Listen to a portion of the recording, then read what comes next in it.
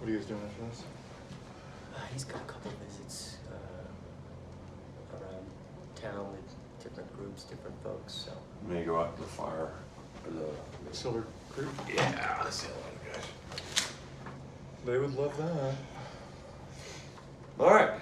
Cool. so Let me see if I can't turn this off to.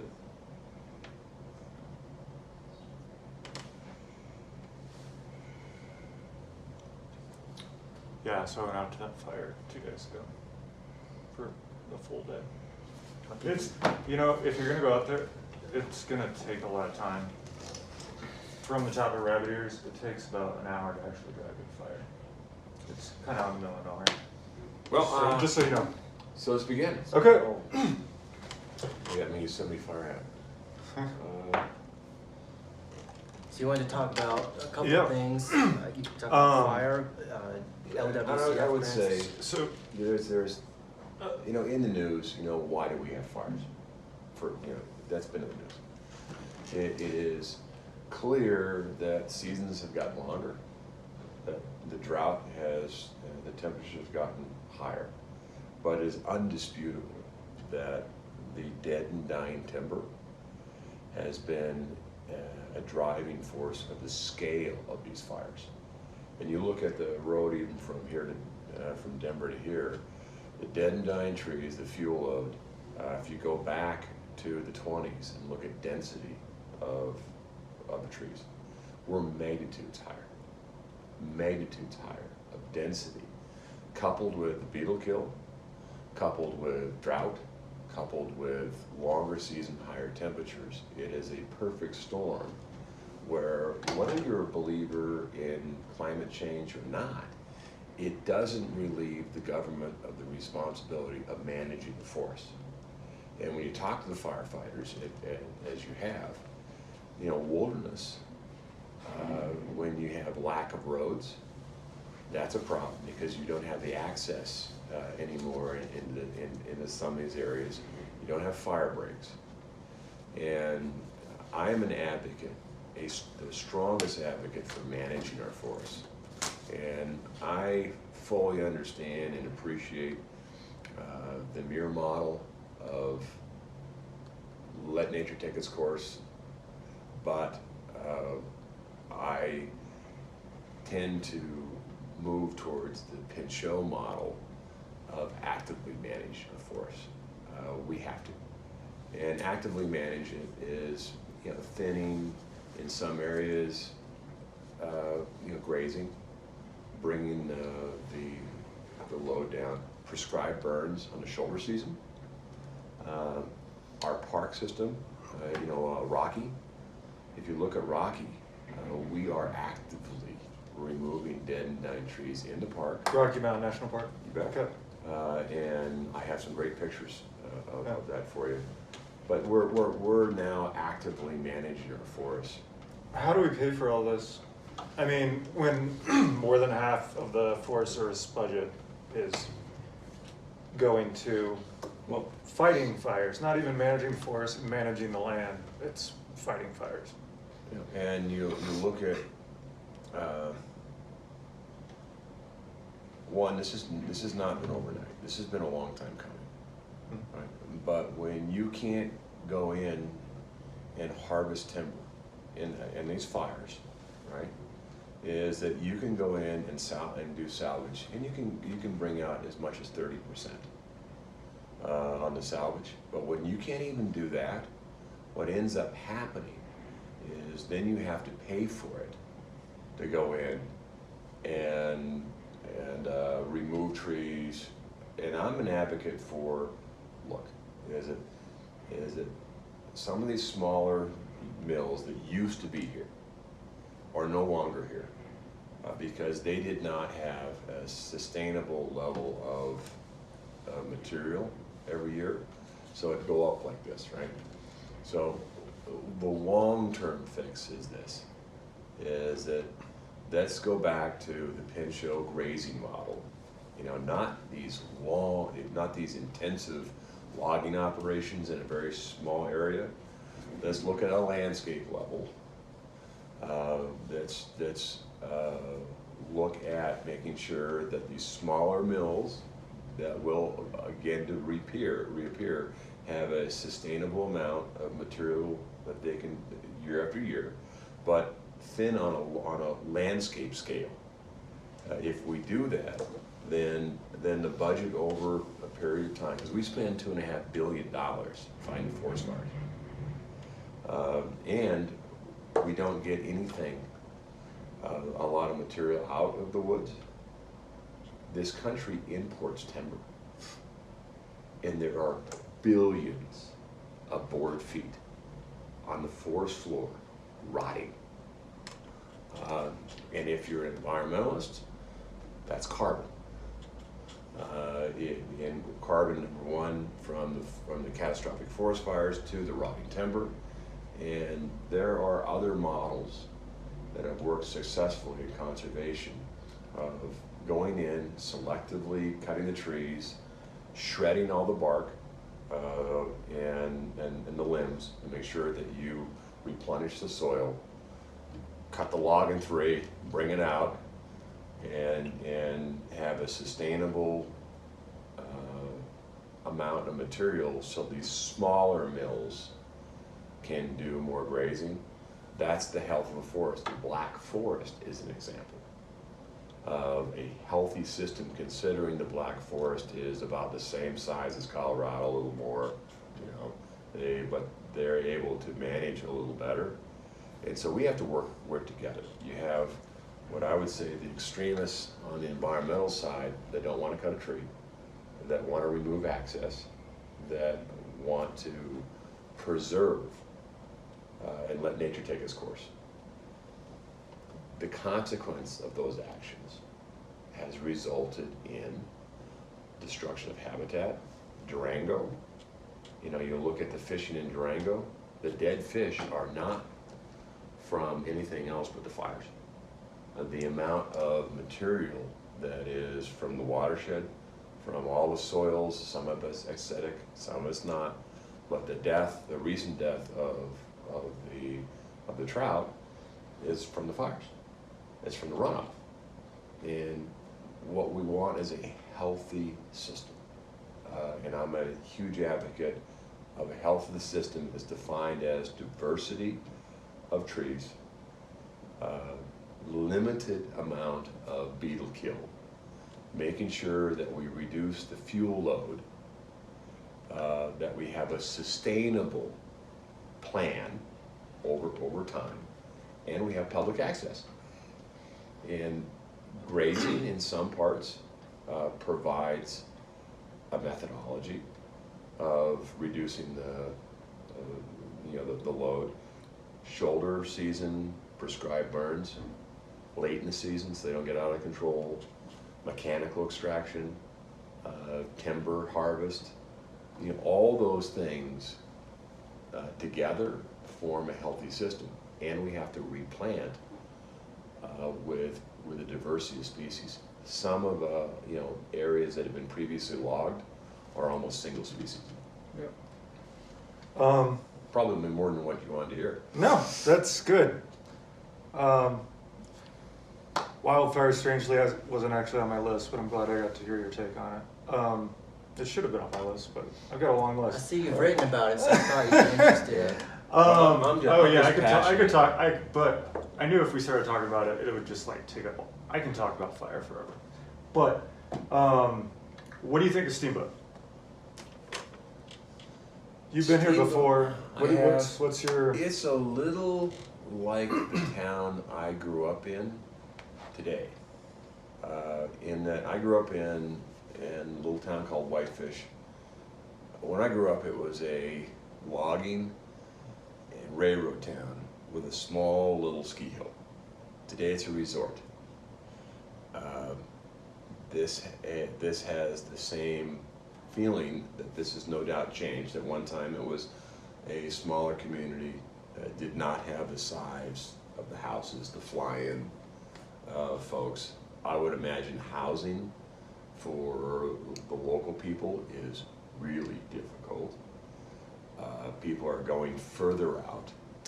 You look at the size of the homes It's to me has the appearance of a fly-in resort, but it's probably difficult for people like in Jackson, like in Whitefish, like in Steamboat, the locals to afford a house here. It seems like it's a pretty vibrant community. I mean, downtown people are real friendly. I went to looked at it for a Stetson hat yesterday. That store's been around since 1905. FMLI. Is that recording video or audio? Video. Video. Okay. So when you decided to take this interview, I started soliciting questions very quietly from friends, family, random people that I would run into. It's just like, learning everything I can and what people's perceptions are. And it ranged from everything to, F-bombs, stuff that I would never ask in an interview, and especially stuff I would never ask at the beginning of an interview. Are you aware of how your critics perceive you, and why do you think you're perceived that way? I think at the end of the day, the Trump administration has, and the polarization, there's a lot of angry people out there. And quite frankly, they don't even want to look at the truth. And it's just a series of attacks without merit.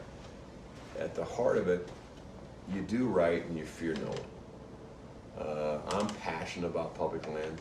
I'm passionate about never selling them, never transferring, but we have to manage it. And there has been a consequence, I believe, of almost environmental terrorism, where limiting access, shutting down roads, not having the ability even to remove dead and dying trees, it comes at a cost.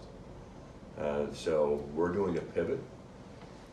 Certainly our initiative for the parks, the largest investment in the history of this country is in the president's budget to repair our parks, our wildlife refuges, and in education. Now you don't hear that on CNN. The largest investment in the history of this country. You don't hear about how we have roundtables with conservationists when we have the co-chair of being Simon Roosevelt and looking at reorganizing interior to be better stewards. So right now we have 61 different regions. The bureaus within interior aren't even on the same region. Imagine a business not reorganized in 150 years. And then the constant attacks, as an example, I was in office within 30 days, my travel. Well, after an exhaustive investigation, right, the last administration took 80 trips for $1.5 million or so. I take 3 trips for $17,000, all of which go through the entire process. At the end of the investigation, Ryan Zinke followed all procedures, policies, regulations, and law. Now you didn't hear about that.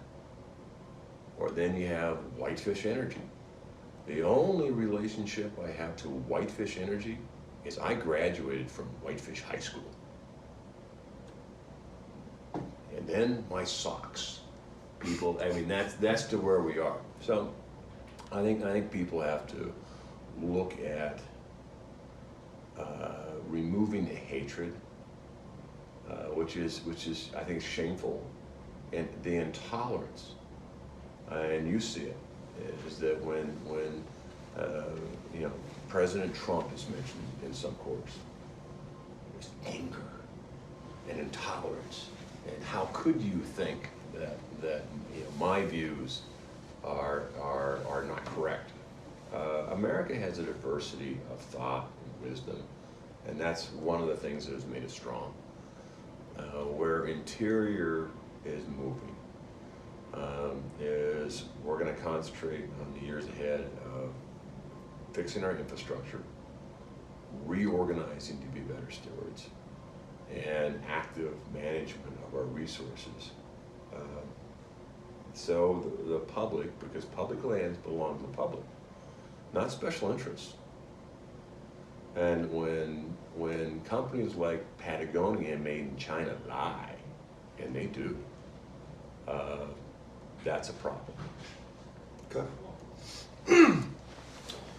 What's I'd love to give you an example of lying.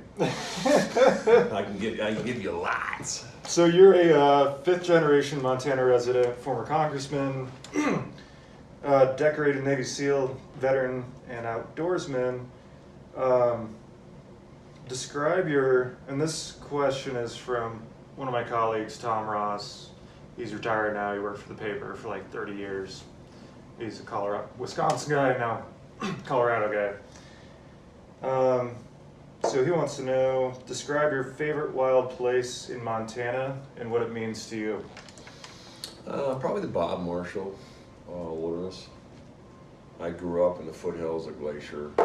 I enjoyed Glacier, but I think the Bob Marshall is a little more remote. A lot of fire damage in the Bob Marshall, too, on that. Like a lot of Americans look at the next generation and making sure that my sons, my daughters, your kids, when you have them, can experience the same experience that I did.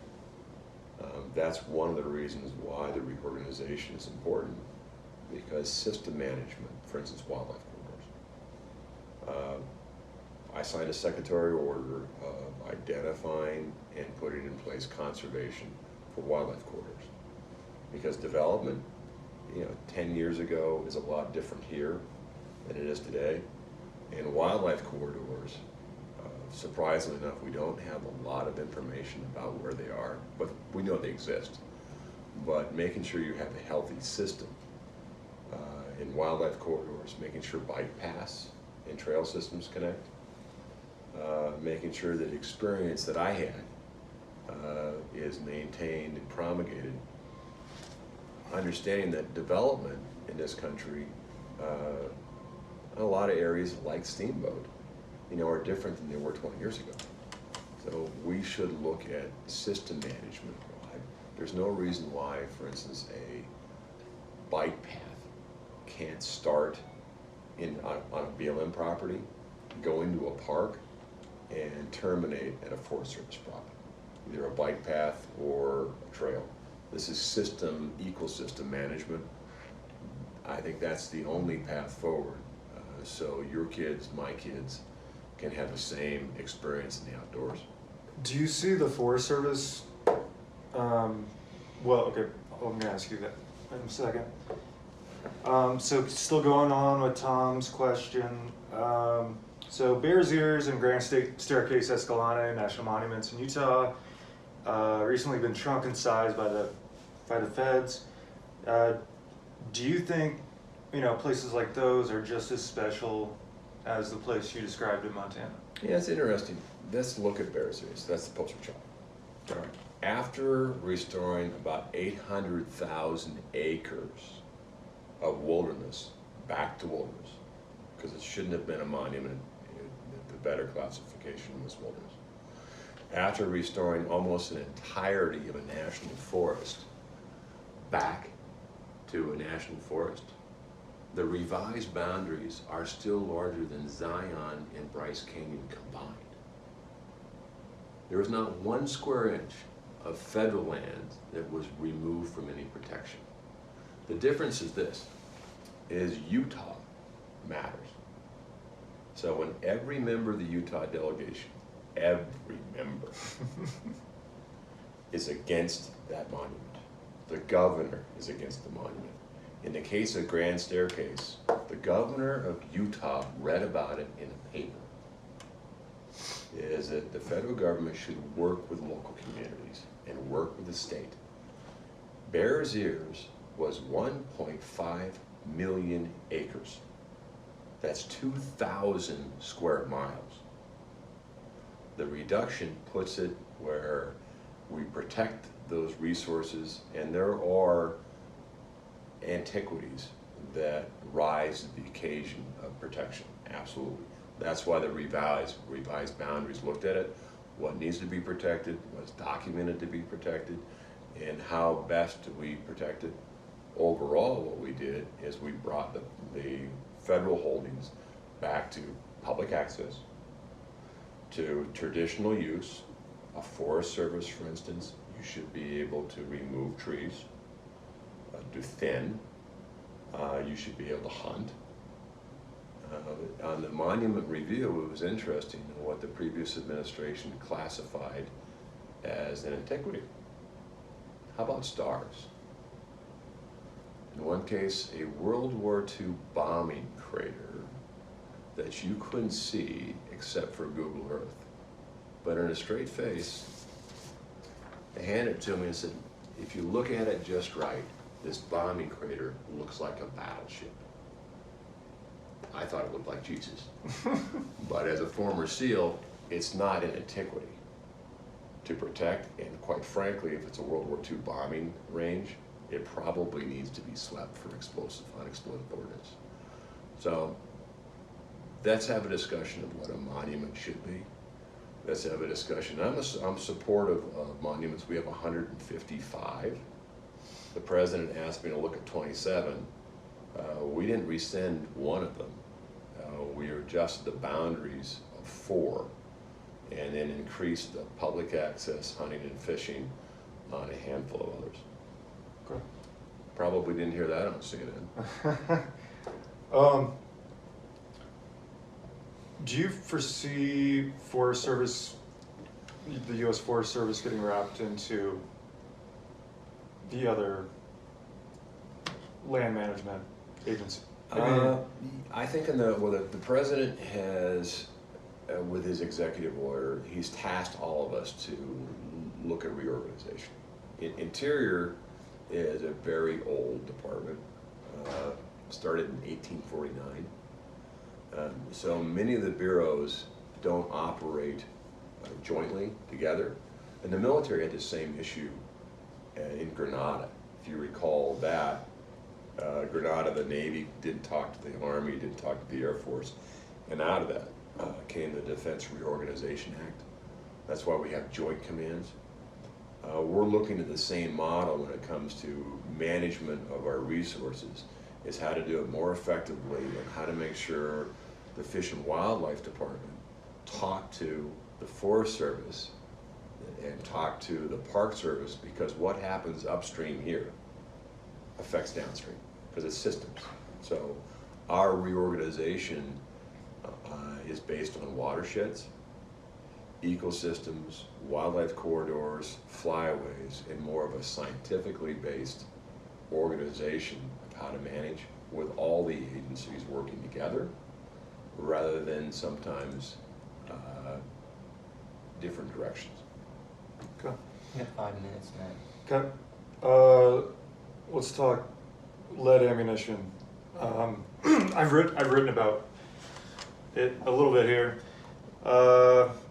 So there's a major concern that the country's American symbol, the bald eagle, that was famously restored from endangered species designation, is being poisoned by lead ammunition being put in an environment by hunters and other people who like to shoot guns, including myself.